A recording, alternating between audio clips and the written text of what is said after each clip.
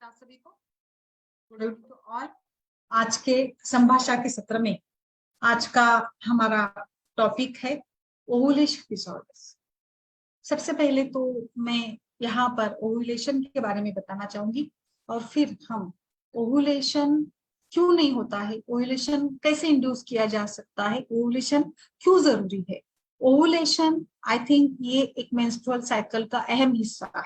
हम सभी जानते हैं कि ओवुलाइजेशन के बाद ही एग रिलीज हो जाता है जो कि फर्टिलाइज होकर ही आगे कंसेप्शन या वहां पर एक प्रकार से लाइनिंग हो जाती है एग की, और बिल्कुल इसी का आगे कन्वर्जन जाकर गर्भ में होता है। तो बच्चा पैदा करने के लिए या प्रेगनेंसी के लिए ओवुलेशन होना बहुत ही जरूरी और बहुत ये एक नेचुरल फिनोमेना है। और इसी में कई बार गलतियां होती है, कई बार कुछ दिक्कतें आती है। हम लोग इनफर्टिलिटी को बहुत अलग अलग एंगल से देखते हैं, सोचते हैं, और इन सभी में जैसे कि इनफर्टिलिटी कई बार अननोन रीजन की होती है। कुछ केसेस ऐसे सामने आते हैं जहां पर ओवुलेशन टाइम पर नहीं होता है। कई बार ओवुलेशन को इंड्यूस करता पड़ता है कुछ लोगों में, कुछ महिलाओं में ओवुलेटरी पीरियड जो होता है वो काफी लंबा होता है। ऐसे कई सारे प्रॉब्लम्स के साथ इनफर्टिलिटी ये एक मेजर इशू सोसाइटी में रहता है। और बस इसी को डील करने के लिए आयुर्वेद में काफी सुंदर सुंदर हर्ब्स है और काफी सुंदर उपचार भी बताए गए हैं, और इन्हीं को लेकर आज के सत्र में हम चर्चा करने वाले हैं। तो सबसे पहले तो मैं थोड़ा सा इसके बारे में ही बताना चाहूंगी कि क्या एक टाइमलाइन क्या होती है। कोई भी स्त्री, कोई महिला अगर प्रेग्नेंट होना चाहती है तो इसमें टाइमलाइन क्या होती है। तो जैसे हम सभी जानते हैं, सो मेंस्ट्रुअल साइकिल 28 डेज का बताया गया है। तो day 1 first day of period माना जाता है, और around 14th day ovulation occur, जो which is the best time for conception. 14th 15th 16th 17th तक हम लोग बहुत अच्छे से आगे इसके लिए प्रेगनेंसी के लिए बहुत अच्छा ये समय पर माना जाता है। जैसे ओवुलेशन हो जाता है, जो एग यहाँ पर रिलीज होता है, तो स्पर्म इस एग को फर्टिलाइज करता है, कंसेप्शन हो जाता है, and after fertilization about 6 days के बाद ये फर्टिलाइज्ड एग इम्प्लांट होता है इन द यूट्राइन लाइनिंग। अगर ये सब कुछ सही चल रहा है around the day of 21, if conception and implantation occur during this cycle, you are pregnant. So बिल्कुल, बट पॉजिटिव प्रेगनेंसी टेस्ट आने के लिए इसमें 1 हफ्ता 10 दिन लग सकते हैं। यानी आपके डेट के बाद करीब करीब 10 दिन आगे आपको प्रेगनेंसी टेस्ट पॉजिटिव आ सकती है। कंसेप्शन के बाद fertilized egg travel through your fallopian tubes to your uterus, and इसको हम लोग एम्ब्रियो बोलते हैं, जो कि जाकर यूटरस की वॉल को अटैच हो जाता है, and this triggers the placenta to form. And फिर ये placenta HCG human chorionic gonadotrophin नाम का जो हार्मोन होता है उसको सिक्रेट करता है, which is observed in your blood and urine. And so इस प्रकार से HCG ये अराउंड कंसेप्शन के बाद 11 days में पाया जा सकता है। एंड इसीलिए आज हम बहुत सरल तरीके से प्रेगनेंसी टेस्ट घर पर ही करते हैं। That means we measure the HCG level in our urine. आमतौर पर जो यूरिन टेस्ट करके प्रेगनेंसी टेस्ट की जाती है। बिल्कुल इसी प्रकार से कंसेप्शन के लिए एग का रिलीज होना, ओवुलेशन का होना बहुत ही ज्यादा इंपॉर्टेंट होता है। IVF में भी वही तरीका होता है, बट ये एक प्रकार से इन वाइट्रो फर्टिलाइजेशन है, यानी sperm fertilizes the egg in a laboratory. जो भी है डोनर, पैरेंट, व्हाटएवर द आगे के जो भी सारे ये होते हैं ना प्रोसीजर्स होते हैं। सो ओवुलेशन के बाद 12 to 24 आवर्स में कंसेप्शन होना स्वाभाविक है, बट ये एक बहुत कई बार हार्ड होता है कि ओवुलेशन को कैसे ट्रैक किया जाए। बट ओवुलेशन के भी कुछ सिम्टम्स होते हैं, like you feel somehow your body temperature increased. Particular आजकल ओवुलेशन प्रेडिक्टर किट भी आती है जो कि आपके मेंस्ट्रुअल साइकिल को ट्रैक करती है। आप कैलेंडर भी आपका हेल्पफुल रहता है, बट इन सभी के लिए आपका मेंस्ट्रुअल साइकिल रेगुलर होना बहुत ज्यादा इंपॉर्टेंट है। इसी के साथ timing of intercourse with ovulation और एग एंड स्पर्म की क्वालिटी और हेल्थ, ये भी इंपॉर्टेंट इसमें मानी जा सकते हैं। तो इस प्रकार से इस सभी इश्यू को आज हम लोग डिस्कस कर रहे हैं। इसमें ओवुलेटरी डिसऑर्डर्स क्या है? ओवुलेशन ना होना और असमय होना ये एक इनफर्टिलिटी का बड़ा ही कारण बन जाता है। तो इसमें से कौन से पॉइंट्स है जहां पर ओवुलेशन क्या मायने रखता है?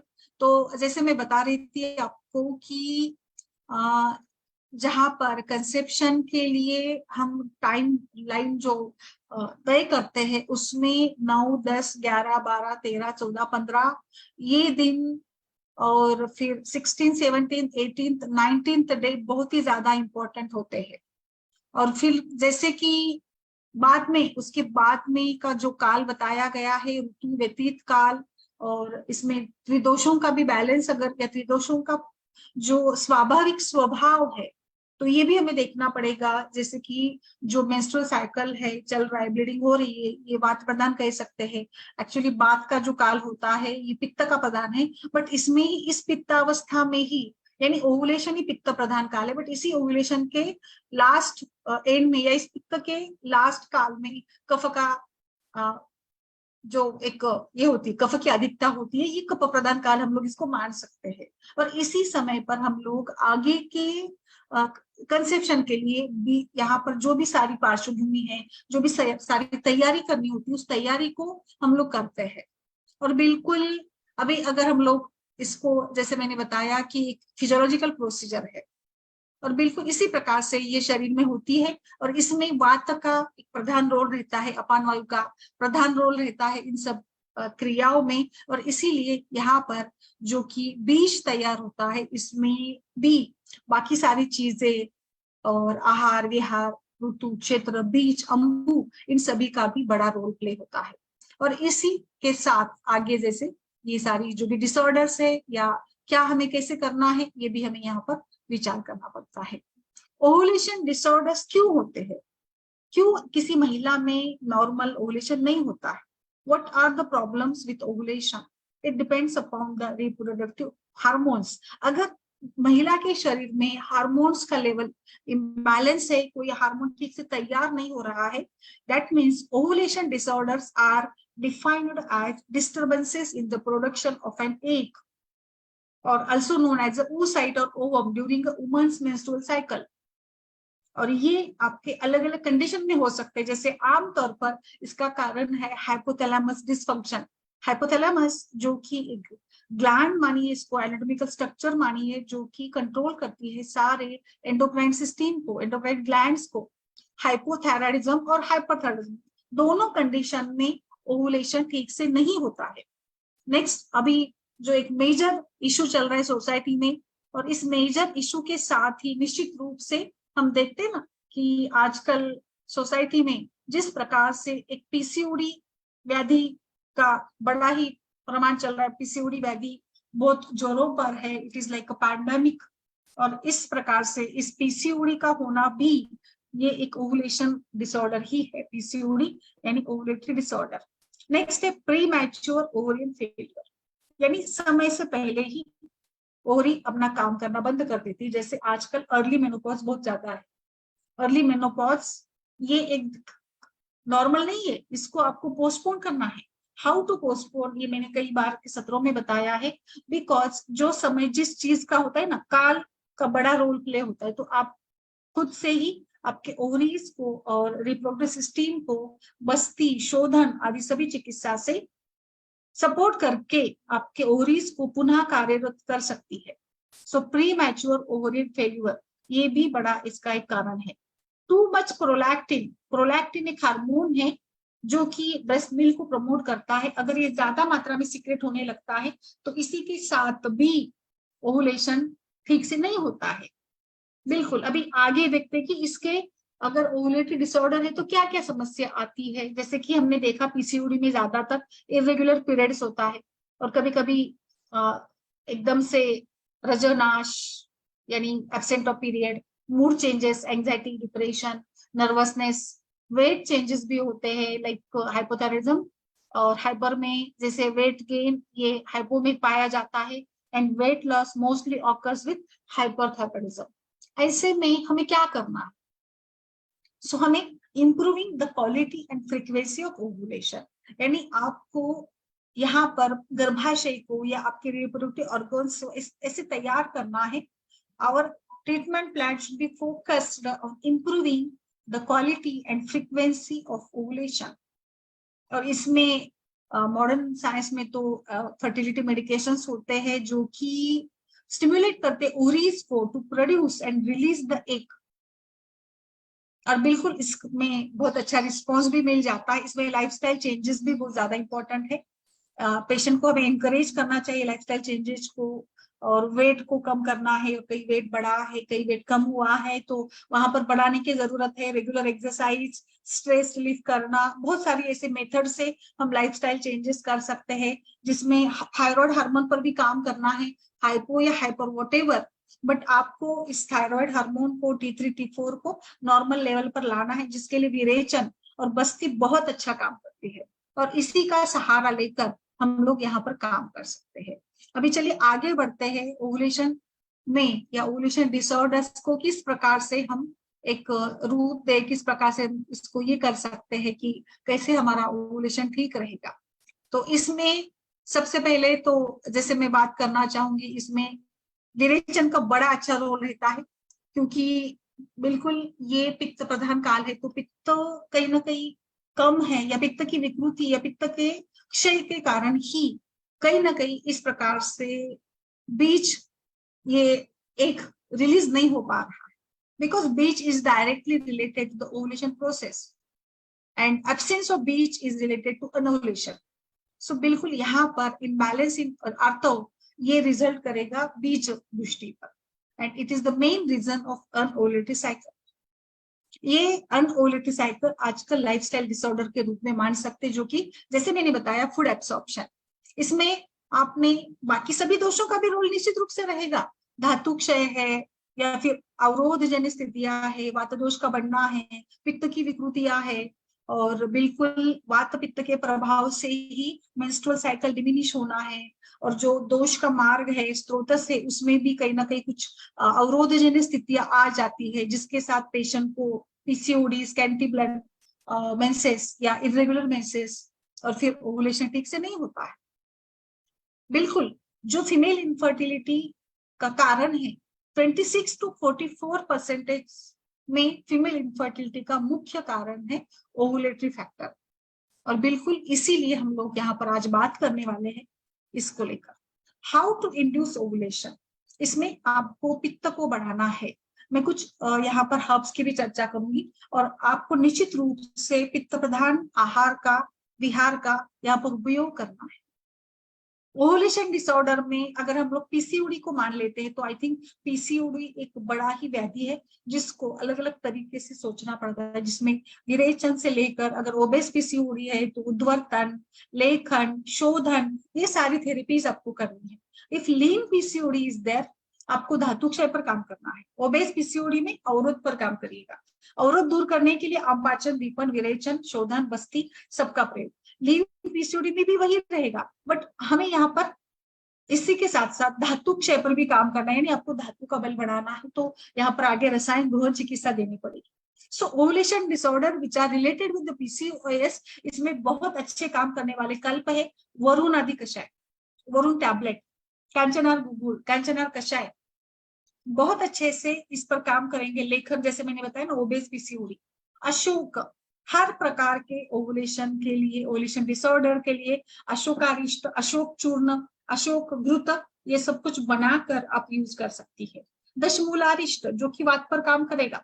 दशमूल की बस्ती भी बहुत अच्छे से काम करती है ओवुलेशन को इंड्यूस करने के लिए। आज ही हमारी डॉक्टर संपदा जी का जो केस था, इसमें मैंने बताया कि किस प्रकार से हमें एक निरूह बस्ती भी देना चाहिए। केवल ये हम देकर भी नहीं काम चलेगा, यानी केवल अनुवासन या मात्रा बस्ती से भी काम नहीं चलेगा। आप तो मात्रा बस्ती यूज कर ही रहिए, बट आपको यहाँ पर निश्चित रूप से इसका भी विचार करना है। निरूह भी आप देंगे, दशमूल का सिंपल रासना एरंड दशमूल डालकर निरूह बस्ती दीजिएगा, नेक्स्ट डे एक अनुवासन दे दीजिएगा, बेस्ट आपको रिजल्ट मिलेगा। बिकॉज दशमूल ये भी एक प्रकार से ओवुलेशन को स्टिमुलेट करता है।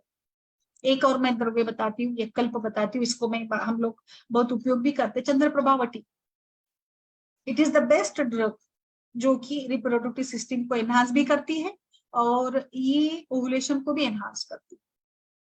एक धातु क्षयजन्य अगर अवस्था है जहाँ धातु क्षयजन्य पीसीओडी और दोनों में भी काम करती है चंद्र प्रभावती, वैसे चंद्र प्रभावती का अगर काम देखेंगे तो वो ऐसा नहीं है कि केवल धातु क्षयजन्य इसमें ही करेगी, but it will act on obese PCOD में भी ये बहुत अच्छे से काम करेगी। तो चंद्र प्रभावती तो बहुत अच्छे से सभी प्रकार की इसमें काम करती है। इसका हम लोग मूत्रवस्त स्थान के इसमें भी बड़ा अच्छे से उपयोग करते हैं।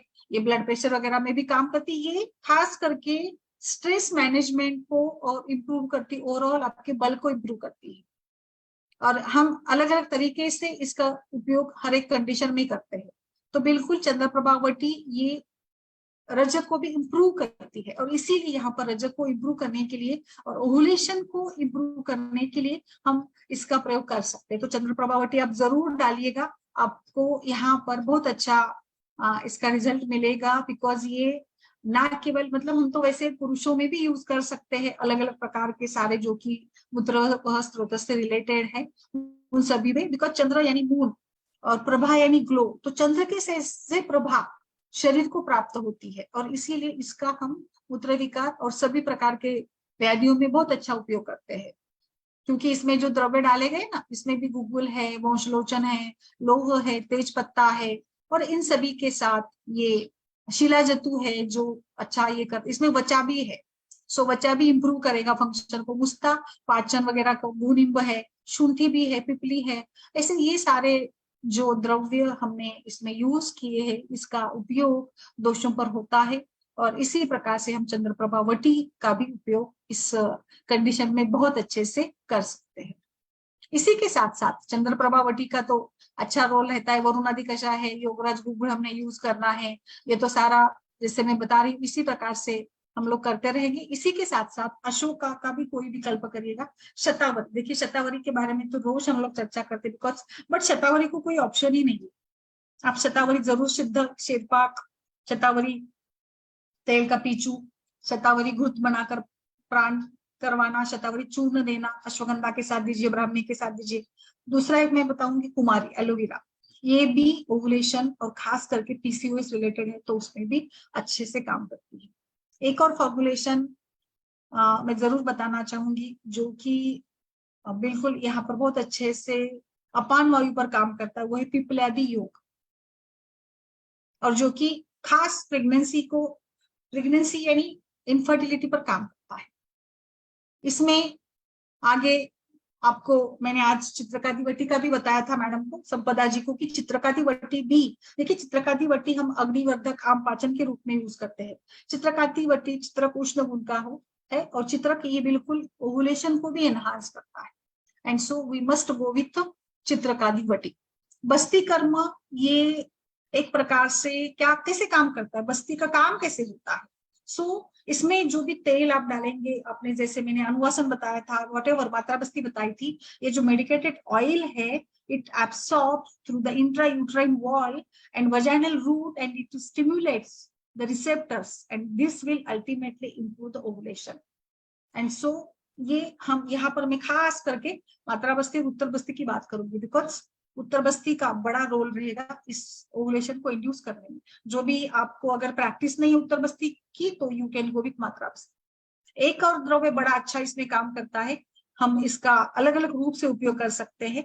शतपुष्पा तेल या शतपुष्पा चूर्ण, जहां जो भी देखिए आपके ओपीडी में जो भी सुविधा इसके हिसाब से प्रयोग करिएगा। शतपुष्पा तेल का मात्रा बस्ती, शतपुष्पा तेल का पीचू, शतपुष्पा चूर्ण ओरली आप दे सकते हैं। शतपुष्पा तेल का नस्य भी दिया जा सकता है। शतपुष्पा तेल का आप अभ्यंग, योनि अभ्यंग, लोअर एब्डोमेन पर अभ्यंग, थाई पर अभ्यंग भी कर सकते हैं।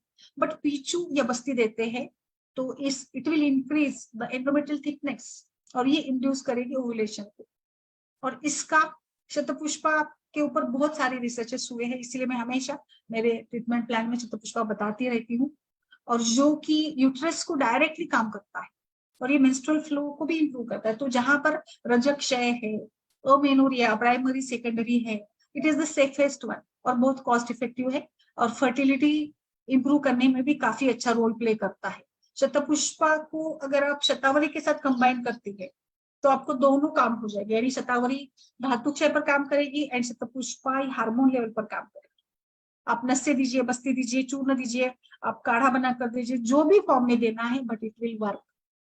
नेक्स्ट, इसमें एक और बहुत अच्छे से काम करने वाला है, बस्ती के साथ अगर नस्य देते हैं तो it will stimulate your hypothalamus. नस्य के बारे में तो हम लोग ने काफी सीखा कि how it work on the hypothalamus और एक्सिस पर कैसे काम करता है, और जिस प्रकार से फिजियोलॉजिकल फंक्शन इंप्रूव करता है बाय स्टिमुलेटिंग हाइपोथैलेमस, पिट्यूटरी और सारे ग्लैंड को। इसमें बहुत अच्छा रोल रहेगा नस्य का, और इट विल डायरेक्टली, नस्य कर्म डायरेक्टली ओलिफैक्टरी नर्व को स्टिमुलेट करता है and which release the gonadotropin releasing hormones which leads to ovulation. देखिए, इसीलिए हमेशा सभी संप्राप्ति हेतु नॉर्मल क्या चल रहा है शरीर में, कैसे काम होता है, हम लोग मेडिसिन पर ज्यादा डिस्कस करते हैं। मुझे लगता है कि मेडिसिन तो मिल ही जाते, मेडिसिन तो हमारे पास हजारों है, बट क्या यूज करना है, क्या कहाँ पर क्या कैसे सोचना है, ये आपको डेवलप करना है, आपकी थिंकिंग को। एंड इसीलिए यहाँ पर नस्य कर्म कैसा, कौन सा नस्य करेंगे, बहुत सारे ऑप्शन है आपके पास। इसमें मैं जरूर आपको, जैसे मैंने शतावरी का बताया था, आप कोई भी पीछू चूर्ण कुछ कुछ भी फॉर्म भी करिएगा, इसमें शतावरी तेल का भी आप नस्य कर सकते हैं। सिंपल तेल करिएगा, पंचगव्य करिएगा, घृत, गाय का घी करिएगा। एक रिसर्च प्रोजेक्ट में हमने नारायण तेल पर भी करवाया था, नारायण तेल का भी नस्य दिया था, बहुत अच्छे से, जो गोनेटोट्रोपिन पर काम करता है and it will result in the hormonal जो रिलीज होता है, इसके साथ ओवुलेशन हो जाता है। एक और मैं मिराकुलस ड्रग बताती हूँ, शिलाजित। शिलाजित बहुत अच्छा मूत्रव स्रोतस, आर्तव स्रोतस पर बहुत इफेक्ट अच्छे हैं इसके। हम हमेशा कॉम्बिनेशन में हम लोग चंद्रप्रभा और शिलाजित यूज करते हैं ना, जैसे शिलाजित वटी दीजिएगा, जो कि it will stimulate the oocyte and it will increase the frequency of ovulation. So आपके प्लान में, इंटरनल मेडिसिन में शिलाजित जरूर डालिएगा। शिलाजित चूर्ण दे, शिलाजित वटी दे, आप जैसे भी चाहे आप इसका प्रयोग कर सकती है, जो कि oocyte को स्टिमुलेट करके ओवुलेशन की फ्रीक्वेंसी को बढ़ाता है। जो कई बार हमने देखा ना कि ओवुलेशन ही होता नहीं, इंड्यूस करना पड़ता है, तो आगे का भी साइकिल मिस हो जाता है। ऐसे रिपीटेडली अगर हो रहा है, जैसे अभी 14 दिन में होना चाहिए, अगर नहीं हो रहा है 25 दिन में हो गया, फिर नेक्स्ट साइकिल भी चला जाएगा, तो ऐसे इंतजार में ही पेशेंट के 4-6 महीने चले जाते हैं। और मैंने देखा है कि इनफर्टिलिटी के केसेस में कितनी सीवियरिटी होती है ट्रीटमेंट को लेकर, और कितने वो पैशनेट होते कि कब कुछ पॉजिटिव रिजल्ट आता है। हर महीने में एक एक दिन वो इंतजार करके निकालते कि कब कुछ पॉजिटिव सिग्नल मिल जाए, तो वो बड़ा एक उनके लिए बड़ा एक ये होता है। बिल्कुल ऐसे में शिलाजित बहुत अच्छा, और शिलाजित तो गर्भाशय को बल भी देता है, मूत्र व स्रोतस को भी बल देता है। शिलाजित यह धातु बल भी बढ़ाता है, शुक्र धातु पर काम करता है। शिलाजित तो पुरुष स्त्री दोनों के लिए बहुत अच्छी है। नेक्स्ट मैं आपको बताना चाहूंगी, मैंने कांचनार गुगुल तो बताई थी, अशोकारिष्ट बताई थी, अशोक की वटी भी मिल जाती है, आपके लिए बता दूं मैं। ऐसा नहीं है, अशोक हर फॉर्म में अवेलेबल है, अशोकारिष्ट ही हमें पता होता है, ऐसा नहीं है, अशोक को घृत भी मिलता है। अगर आप कुछ पंचकर्म करना चाहते हैं, घृतपान करना है, विरेचन करवाना है, आप अशोक को घृत करिएगा, अशोक चूर्ण करिएगा, अशोक का काढ़ा भी बनता है, अशोक की वटी भी मिलती है। एक और चूर्ण बहुत अच्छा काम करता है, आप कांचनार और अशोक आप क्या करिए, कंबाइन करके कांचनार चूर्ण, अशोक चूर्ण और नागकेशर चूर्ण, ये फॉलिकल की ग्रोथ और ओवुलेशन प्रॉब्लम्स के लिए भी बहुत अच्छा है, बहुत अच्छा काम करेगा। नेक्स्ट, तो हम डेली फलग्रुत की तारीफ तो करते रहते हैं, फलग्रुत और फल कल्याण ग्रुत दोनों का बहुत इफेक्ट है ओवरी की हेल्थ पर। तो आप जैसे देखिए, फलग्रुत तो प्रेगनेंसी गर्भधारणा के लिए भी है और गर्भस्थापना के लिए भी है, गर्भपालन के लिए भी है। यू कैन गो विथ मतलब ऑल टाइम आप इसका सेवन करवा सकती है। जैसे प्रेगनेंसी कंटिन्यू करने के लिए, कार्डियक एक्टिविटी डेवलप करने के लिए, कई बार प्रेगनेंसी कम मतलब होती है कंफर्म, बट आगे IUGR वेट बढ़ता नहीं है और कभी कभी रिपीटेड एबॉर्शन की हिस्ट्री रहती है। ऐसे में पेशेंट डर जाता है कि हमें यहाँ पर स्थिरीकरण के लिए क्या देना है, तो घृत बेस्ट रहेगा। इसमें जो है ना, घृत बहुत अच्छा काम करता है। और फल कल्याण और फलघृत दोनों भी बनाए ही गए हैं फलघृत, अच्छा फल देने वाले, और यही ये बनाई गई है इसके लिए, मतलब स्त्री शरीर के लिए। तो बिल्कुल ये तो मतलब ये होता है हेल्दी, ओवरीज के लिए बहुत अच्छे से ये काम करते हैं ये सारे द्रव्य जो मैं बता रही हूँ। एक और मैं जरूर आपको दूसरा द्रव्य बताती हूँ जो कि हमने शायद कभी आपने यूज नहीं किया होगा, निर्गुंडी, best herb for inducing ovulation. So आप निर्गुंडी का काढ़ा बनाकर या निर्गुंडी चूर्ण गर्म पानी के साथ पीने को दीजिएगा। ये निर्गुंडी जो है ये ग्लैंड को स्टिमुलेट करती है और सेक्स हार्मोन्स को प्रोड्यूस करती है, यानी it will help to produce estrogen, progesterone and testosterone, and so ये फीमेल हार्मोन को बैलेंस करती है और ओव्यूलेशन की फ्रीक्वेंसी बढ़ा देती है। So it is the best choice. शायद निर्गुंडी ज्यादा इसमें नहीं, फ्लैश में नहीं है ना कि हम लोग निर्गुंडी हम लोग यूज करते हैं, बट वात व्याधि में ज्यादा करते हैं, यानी संधिवात में हम यहाँ पर स्वेदन के जो ये होता है उसमें निर्गुंडी के पत्ते डाल देते हैं। निर्गुंडी का आप जरूर यूज करके देखिएगा, best choice for infertility treatment. Next एक और बताती हूँ, अदरक। अभी अभी संपदा जी ने भी बताया कि अदरक का स्वरस देकर भी उसको नहीं हुआ, मतलब ओवुलेशन इंड्यूस नहीं हुआ। अदरक स्वरस का नस से भी बहुत अच्छा रोल प्ले करता है। अदरक उष्ण गुण का है और ये स्टिमुलेट करता है हाइपोथैलेमस को and it will release the hormone. But ये थोड़ा उष्ण पड़ जाता है तो पित्त प्रकृति में हम जैसे गाय का घी लगाकर आप दीजिएगा।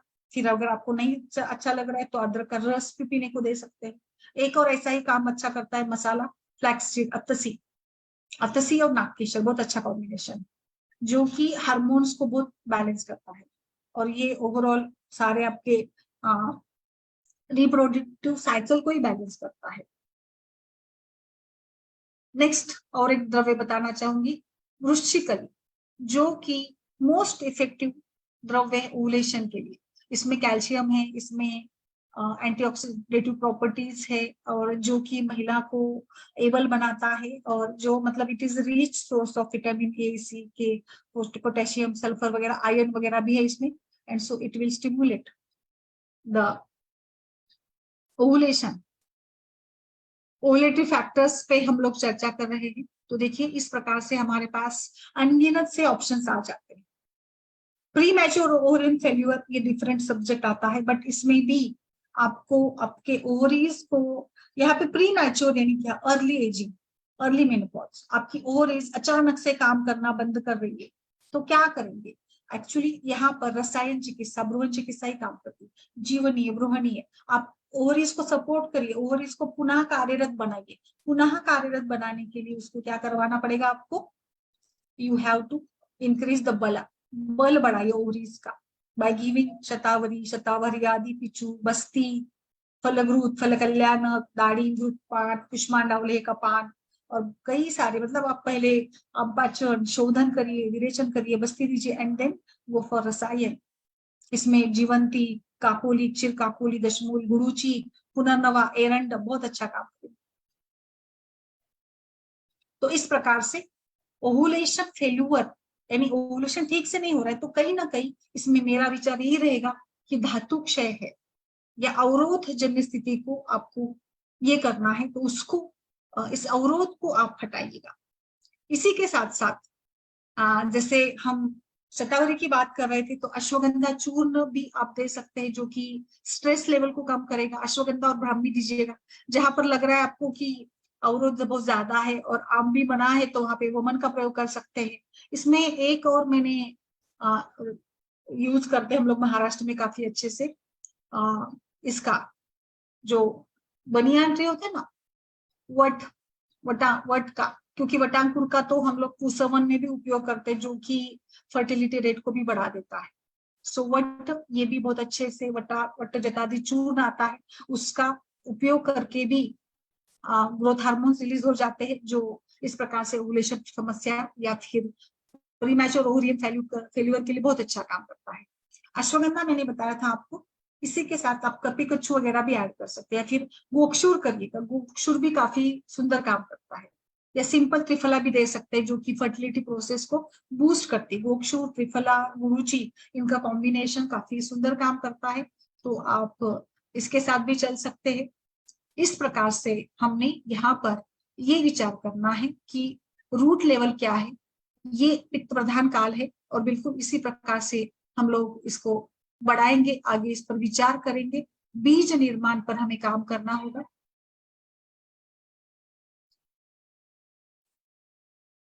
तो इनफर्टिलिटी का एक जो मुख्य हेतु है, इसमें ये ओवेरियन फैक्टर्स बड़ा हेतु होता है। पीआईडी भी होता है। पीआईडी के लिए तो मैंने अभी अभी पीआईडी पर भी बताया था। इसमें जो सूजन है वहां पे वातशमन और शोफर चिकित्सा, वेदनाशमन चिकित्सा, पस्ती, लेखन, गुरुची, पुनर्नवा जैसे द्रव्य जो है ये आपके साइकिल को एनहांस करते हैं।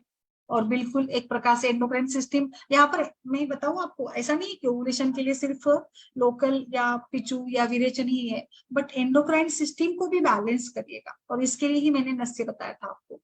और फिर आप ये भी कर सकते हैं, अभ्यंग भी कर सकते हैं, जो कि लिम्फेटिक ड्रेनेज और ओवरऑल ब्लड सर्कुलेशन भी इंप्रूव करता है। और इसके साथ अच्छे से वातानुलोमन, अग्निदीपन, वातानुलोमन, शोधन, ये तो हमारे प्लान में जरूर होना ही चाहिए। इसके बिना हम आगे जा ही नहीं सकते। तो बिल्कुल इसी प्रकार से ये आज के सत्र में मैंने कुछ ओवुलेशन पर अपने विचार रखे हैं। और आपका भी कुछ अगर इसमें हो तो बताइए। दीप्ति जी, डॉक्टर दीप्ति।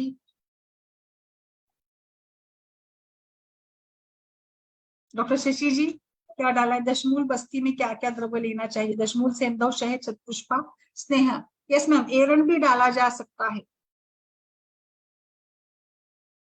नमस्ते सभी को, बोलिए बोलिए मैम।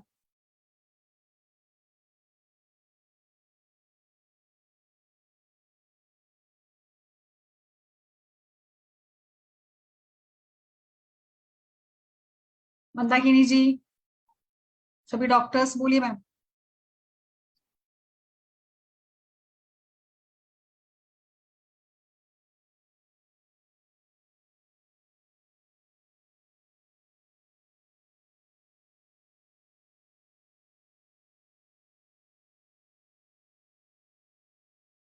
सुचिता जी, अर्शिया जी बोलिए।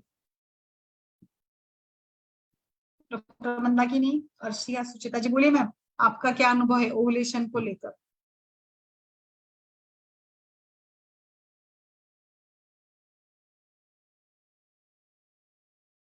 आपका क्या विचार है, बोलिए।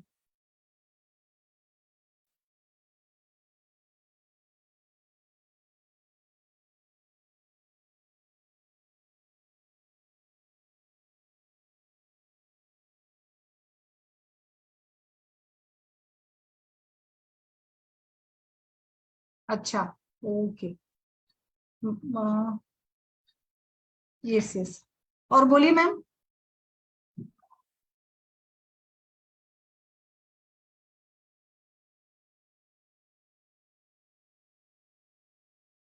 किसी का कोई सवाल हो तो बोलिए।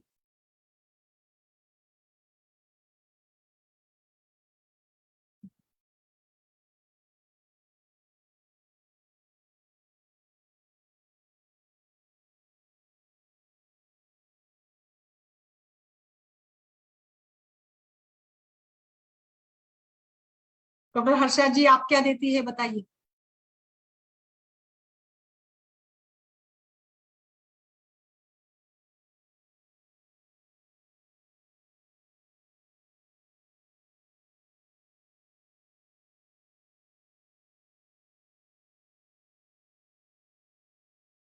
डॉक्टर, यस यस, बोलिए मैम।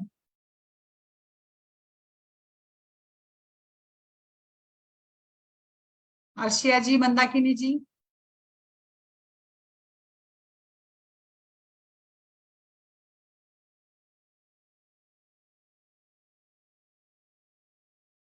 आवाज आ रही है? क्या हो रहा है आपको? अनम्यूट नहीं करने आ रहा है? अच्छा अच्छा, सॉरी सॉरी। अच्छा, आज मैंने दूसरा लैपटॉप लिया है तो आई थिंक सारे अनम्यूट हो गए। Okay okay.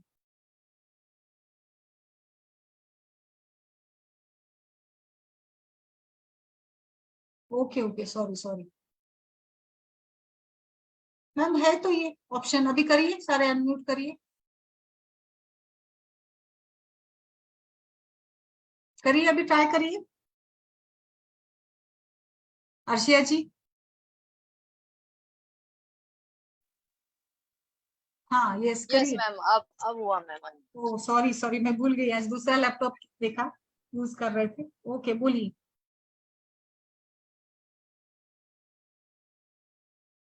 संपदा जी, अभी अभी डिस्कशन हुआ आपके केस पर, ये हुआ ओवुलेशन को लेकर ही चर्चा की थी हमने। हाँ मैडम, थोड़ा लेट हो गया। हाँ नहीं, ठीक है, कोई बात नहीं।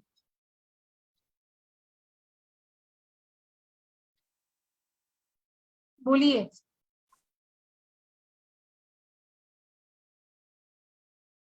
मंदाकिनी जी। मैम आज मैंने थोड़ा लघु वमन किया। ओ, तो वेरी गुड। हाँ, कल डॉक्टर रचना मैम बताई थी ना, हाँ हाँ हाँ हाँ। वैसे ही कैसा करके लगा? किया। कैसे लगा? हाँ मतलब एक दो तो मतलब छोटे छोटे वेग थे और एक थोड़ा ठीक था, तो उसमें थोड़ा कफ निकला था, वाइट वाइट भी दिख रहा था उसका फिर। अच्छा अच्छा। हाँ और किससे किया था आपने? वही किया था, सद्य वुमन का ही करा था? हाँ, सद्य वमन ही किया। वैसे ही रात को खिचड़ी खाई, उसमें वो उड़द की दाल की खिचड़ी बनाई थी और उसमें घी और दही, रचना मैम बता रहे थे ना वैसे। और फिर सुबह वो रात को यष्टि फांड बना के रखा था, हम्म और फिर सुबह उठ के वो अखंड ये दुग्ध पान किया। हम्म। फिर बाद में थोड़ी देर के बाद वो यष्टि फांड पीना शुरू किया। तो जब अच्छा। तक यष्टि फांड पी रहे थे वैसे तब तक उतना अच्छे से नहीं आ रहा था। एक दो ही आया, वो भी छोटा छोटा सा ही, वैसा लगा फांटी निकला। फिर बाद में वो लवण जल पिया ना, उसके बाद हम्म। थोड़ा सा अच्छे से एक उल्टी आई, तो उसमें कफ वगैरह निकला ऐसे। फिर अभी सुबह से तो कुछ खाया टोटल पिया नहीं है। कितने वेग आए? कह सकते 3 आए। हम्म दो तो एकदम छोटे थे और एक हम्म। थोड़ा ठीक था। अच्छा, हम्म। ठीक है। ठीक है, बट अच्छा, मतलब अच्छा रहता है एक्चुअली किया तो ना।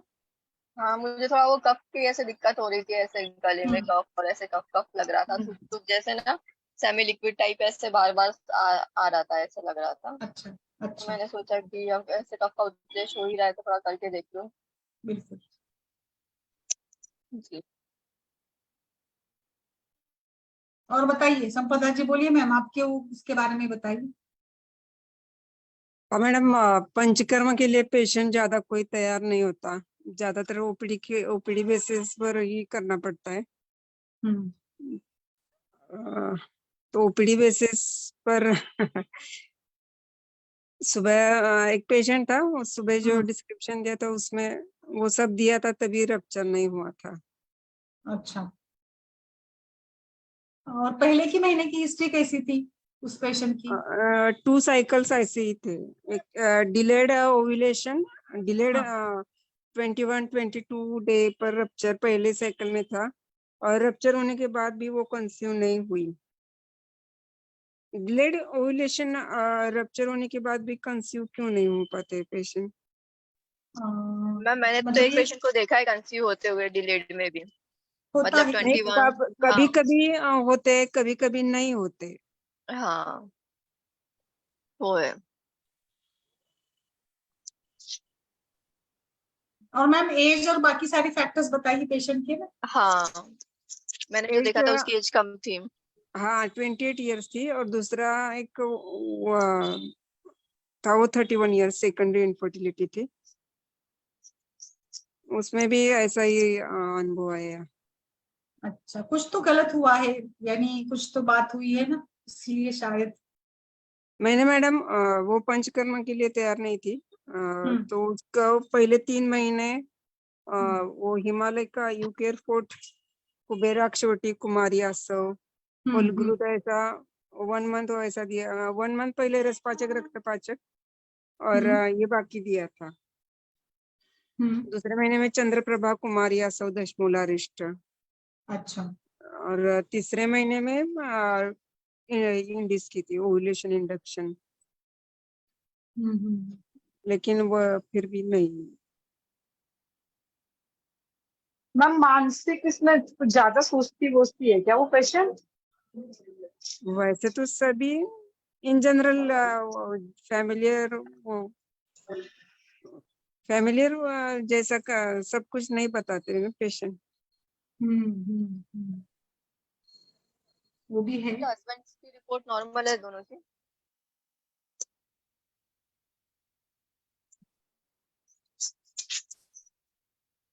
वेट भी मैम, मध्यम था। हर महीने में ओव्युलेशन ठीक से नहीं हुआ क्या? नाही, 2 ट्रायल याच्या USGच्या फॉलिकल मॉनिटरिंगच्या केल्या होत्या. झालं. हा झालं, त्यामध्येच ते रिपोर्टिंग होतं. पहिल्या हा. महिन्यामध्ये कन्सिव्ह नाही झाली, डिलेड झालं, 22व्या दिवशी झालं, पण नाही झाली कन्सिव्ह. मग आता यावेळी तर काही हेच नाही झालेलं, अजून रप्चरच नाही झालेलं. अभी कौन सा डे है? अभी 18th है, आज कल 17 था, आज 18th है. अच्छा, तो अभी आप चित्रकादी दे रहे हो क्या? अभी टुमारो, अभी आज चित्रकारी नहीं दीजिए आया. मैम। अभी नहीं चल रही क्या? नहीं, चित्रकारी मैंने दी थी, नहीं दी थी. अच्छा, अभी तक नहीं दी। नहीं, सुबह पड़ा ना, कल पेशेंट हाँ। आने वाला. कल पेशेंट आएगा तो दे देंगे। हम्म. मैम, नस्य हाँ, और आपने कैसे किया था अदरक हाँ, का? अदरक का? हाँ, नस्य अदरक सरस का। हाँ, अदरक स्वरस का किया था, 4 ड्रॉप्स ईच नोस्ट्रल. तो कौन होना से डे चाहिए पे? ट्यूसडे और कल. नहीं, उसका मेंसेस का कौन सा डे था? वो साइज मतलब 20 आ गई, 16 था, 16, आज 18 है. अच्छा, आपने 12 डे से ही शुरू कर देना, 12-14 डे से रेगुलर. अभी नेक्स्ट। हाँ, मतलब अभी उसको प्रॉब्लम है ना ओव्यूलेशन की, तो अब हाँ, नेक्स्ट टाइम से आप ऐसे करना कि 12th डे से ही स्टार्ट कर देना, 12-13 तो 14 डे को प्रॉपर उसका साइकिल हो जाएगा, और वो प्रॉपर मतलब तभी से चित्रकाती वटी भी शुरू कर देना, अदरक स्वरस नस से भी शुरू कर देना, इंड्यूस करने वाली जो भी चीजें रहती है वो तब से शुरू कर देना। ओके. बराबर है। मुझे क्या अभी भी लग रहा है करते ना, रहिए। जी मैम। कहीं ना कहीं धातु क्षय है क्या, इससे लग रहा है इस केस में? धातु क्षय नहीं मैडम, अच्छा है. अच्छा है। अच्छा, तो क्या क्या वेट है मैम कारण उसका? हाँ, क्या मैडम? वेट क्या क्या है? वेट पेशेंट का 56 है.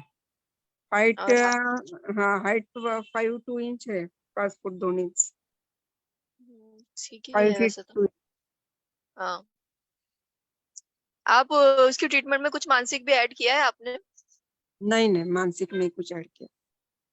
अच्छा, अब वो भी ऐड कर दीजिएगा फिर अब नेक्स्ट साइकिल से, ओके. है ना, वो स्ट्रेस वगैरह वो भी सही होता है, वो भी रहता है कहीं में। और संधानीय गण, और एक कौन सा मैं बताती हूँ, शतावरी, नारायणी, शंख भस्म और गुडुचि सत्व, इसका कॉम्बिनेशन एक देना। ये जमदग्नि सर का है, इनफर्टिलिटी का योग। शतावरी, शंख और गुडुचि सत्व। शतावरी, शंख भस्म और गुरुचि सत्व, तीनों को हाँ मिलाकर। हाँ, अच्छा, कितना ये ग्राम दे। देंगे?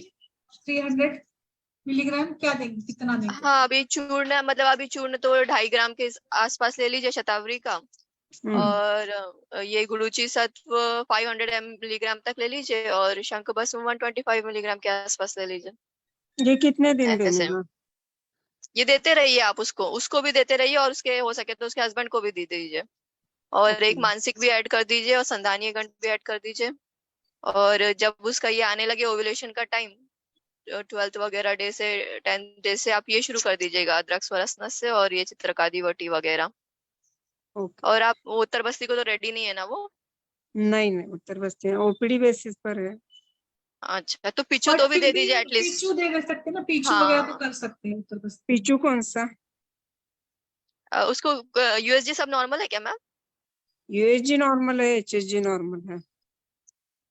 यूएसजी सब ओव्यूलेशन का नॉर्मल। ही प्रॉब्लम. हाँ, सिर्फ पीचू कौन से ओव्यूलेशन। तेल का? शतपुष्पा तेल का भी दे सकते हो आप। शतपुष्पा का ही और दीजिए, शतपुष्पा का ही ठीक हाँ रहेगा। हाँ, ओके. शतपुष्पा का ही ठीक रहेगा। ओके. शतपुष्पा का, और बीच में फलगुरुत का भी दे सकते हो, थोड़ा सा चेंज चेंज करके उस हिसाब से देते रहना। ओके. फलगुरुत का भी दे सकते हो। ओके.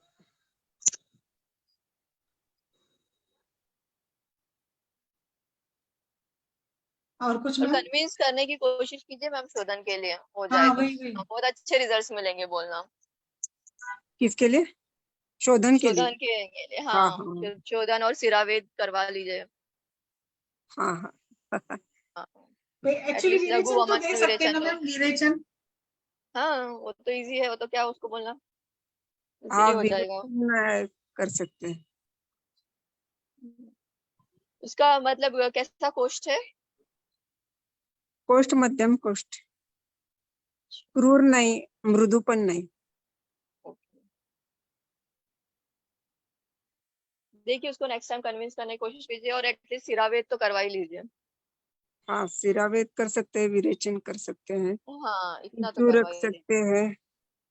हाँ ठीक है। लघु वमन पॉसिबल हो तो लघु वमन। लघु वमन मैंने वमन कभी दिया नहीं। देना चाहिए। हाँ ठीक है, आप कन्विंस करिए उसको, ओके बोलना उसको बहुत अच्छे रिजल्ट होते हैं, सब जल्दी आपको मिलेगा। Okay ma'am. ठीक है। मंदाकिनी जी कुछ ऐड करना चाहेंगे इसमें?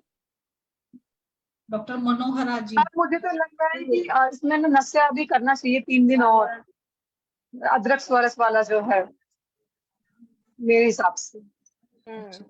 अभी भी कर सकते 18 ही है ना? क्या पता, मुझे लगता है ना कभी कभी ये भी लोग यूज करते हैं ना, टंकन भस्म भी देते हैं ना ज्यादा मात्रा में, वो भी ये करते हैं। या फिर जैसे क्या नमस्ते पता मैम। उसको कल हो जाए।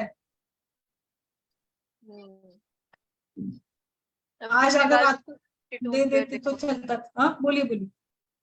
पिछली बार 21-22 डे को हुआ था ना। वही तो।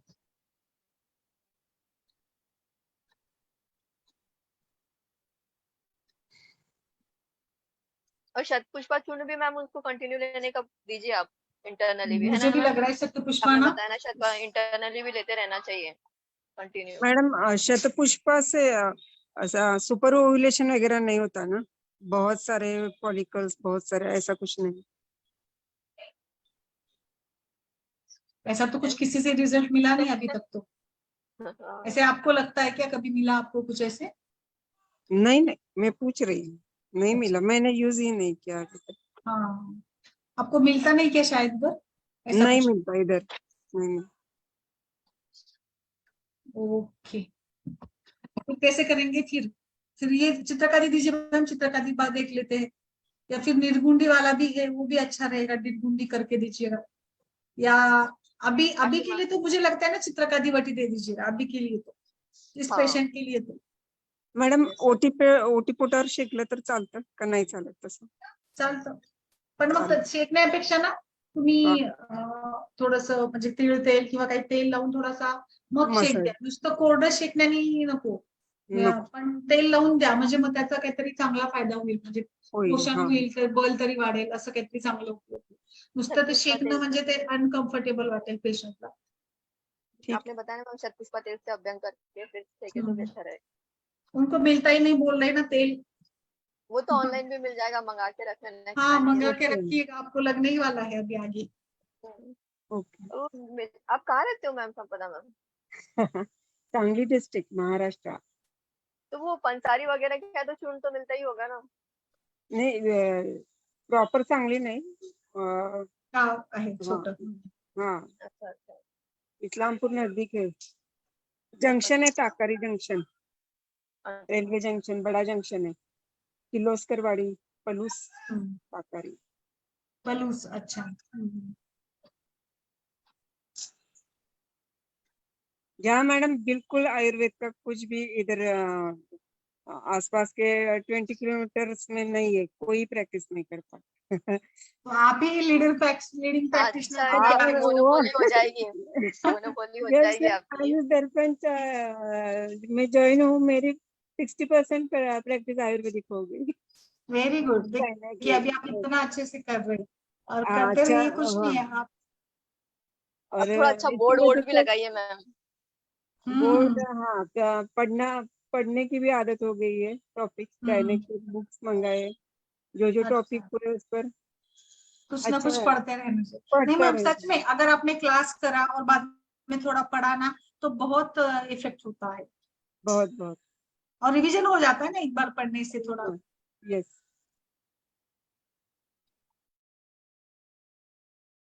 सुचिता जी शायद बोल नहीं पा रहे, उनके यहाँ पे गेस्ट है और मंदाकिनी जी के पास पेशेंट है। चलिए, तो आई थिंक आज आपके केस के लिए मैंने ये टॉपिक रखा था, हाँ ओवुलेशन मैडम, को लेकर। हाँ यस, एक बार फिर से सुन लीजिएगा सारा। हाँ फेसबुक पे। हाँ यस, या ओके। तो चलिए फिर आज के लिए रुकते हैं, और इसी प्रकार से लगातार ये हमारी संभाषा चलती रहती है। और अभी निश्चित रूप से कुछ और वैद्य भी इसके साथ जुड़ेंगे, ये मेरी निश्चित रूप से आशा है। और आप सभी के प्रयास से ही, आप सभी के सहकार्य से ही इस संभाषा को हम लोग लगातार चलाते रहे हैं, आगे भी चलाते रहेंगे। और मैंने यहाँ पर लिंक डाली है, डॉक्टर नेहा जी या एरंटेल नाभीपुरम, वेरी गुड। डॉक्टर सुवर्णा जी, आप तो रेगुलर संभाषा देखती, कभी आइए और इसमें डिस्कशन में भी पार्ट लीजिएगा। डॉक्टर नेहा चंद्रकार, मैंने ग्रुप की लिंक शेयर कर दी है मैम, उसमें आप देख सकती है इसमें। और देखिए, आप जुड़िएगा डॉक्टर नेहा जी, और जिन्होंने भी आज डाला है आप जरूर जुड़िएगा जितने ज्यादा। शशि, आप डॉक्टर शशि आप भी आइए। ओके, चलिए फिर कल मिलते हैं मैम एक नए विषय के साथ। Okay, thank you ma'am.